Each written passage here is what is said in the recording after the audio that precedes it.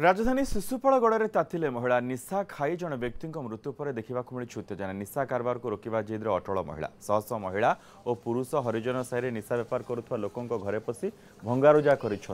गाँ निशा मुक्त हेले प्रति परिवार सशक्त हेब एपरी नारा दे निशा कारबार को विरोध कर स्थानीय लोके बाड़िया बाड़ी डेली मिस्त्री मजदूरी माने काम कर 800 टका आणुछंती डेली एठी 500 टका 600 टका माने मद पियार जाउछंती झियो को बाड़िया बाड़ी पिला मानु बाड़िया बाड़ी हमकु तो जो बड़ा अवस्था करछंती कहया कथा नै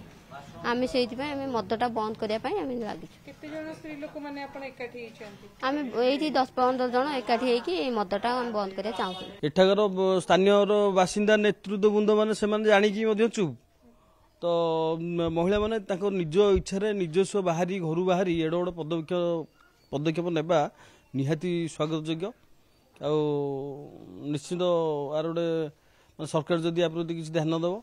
आम पुलिस प्रशासन जदि आ प्रति किसी ध्यान दब निश्चित ये हम घर चाउल नहीं घर स्त्री लोक लुगापड़ा भी नहीं बिकी देकी 10 टଙ୍କା खाई दी आसुंती